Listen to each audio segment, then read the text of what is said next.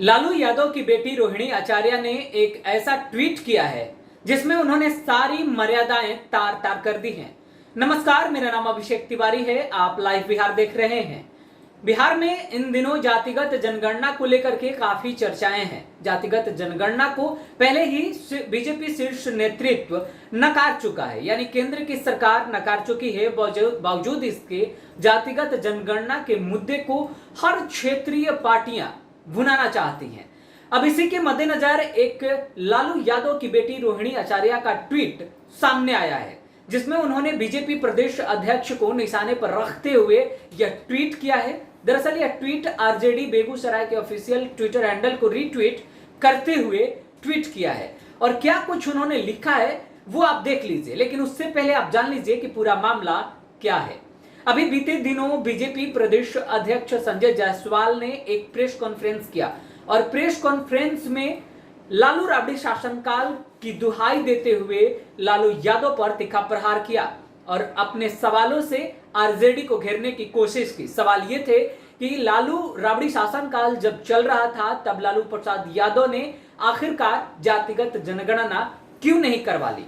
अब इसी के जवाब में देखिए ट्वीट में लालू यादव की बेटी रोहिणी आचार्य ने क्या लिखा है। दरअसल रोहिणी आचार्य आरजेडी बेगूसराय ट्विटर हैंडल को टैग करते रिट्वीट करते हुए उन्होंने लिखा है, तो आप पहले देख लीजिए कि आरजेडी बेगूसराय के ट्विटर हैंडल पर क्या कुछ है। पीएम मोदी को जातिगत जनगणना के लिए चिट्ठी तेजस्वी जी की मांग पर सभी विधानसभा सदस्यों की सहमति से भेजी गई। कायर @संजय जायसवाल MP, क्यों सदन में उठकर बीजेपी ने इसका विरोध नहीं किया, चुपचाप समर्थन दिया। गरीबों के लिए आवाज उठाना तुम जैसे डरपोक कायर जासूसों के बस की बात नहीं है। दरअसल RJD Begusarai Twitter official Twitter handle को रीट्वीट करते हुए रोहिणी आचार्य ने लिखा, संजय जायसवाल धूर्त दिमागी तौर से अपाहिज आदमी, भूल गया 2005 में तुमको राजनीतिक जीवनदान आरक्षण किसने दिया? लालू जी ने। तुम जैसे बहुत से दुमुहे नाग को दूध पिलाया और जीवन दान दिया।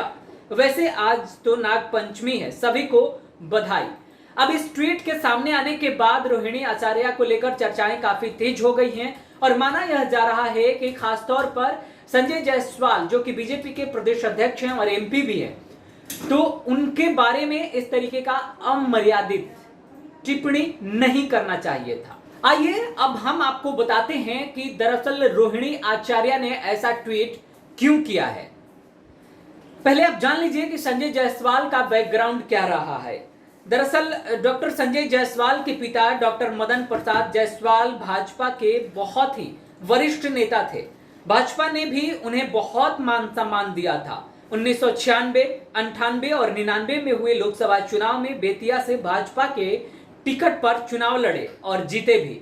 लेकिन 2004 के लोकसभा चुनाव में ऐसा हुआ कि बेतिया में उनका मुकाबला लालू यादव की पार्टी राजद के प्रत्याशी रघुनाथ झा से हो गया।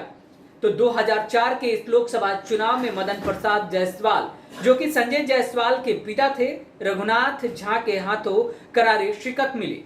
अब सामने 2005 का बिहार विधानसभा चुनाव था, और बिहार विधानसभा चुनाव में बीजेपी ने मदन प्रसाद को टिकट नहीं दिया, जो जबकि वो चाहते थे कि उनका बेटा संजय जायसवाल को बीजेपी टिकट दे और बेतिया विधानसभा क्षेत्र से उन्हें अपना उम्मीदवार बनाए।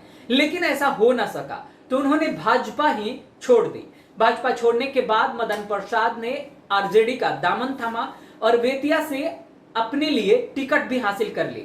उस टिकट पर मदन प्रसाद के बेटे संजय जायसवाल को चुनाव लड़ाया गया।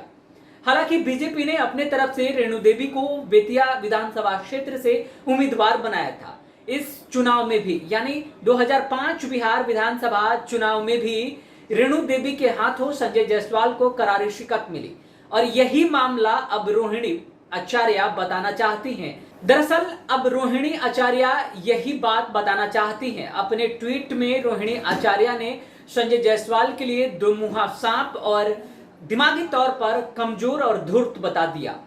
हालांकि यह तो बहुत आम बात है, नेताओं के जुबान भी फिसलते रहते हैं, तो रोहिणी आचार्य का ट्विटर हैंडल ही अगर फिसल गया तो कौन सी बड़ी बात हो गई।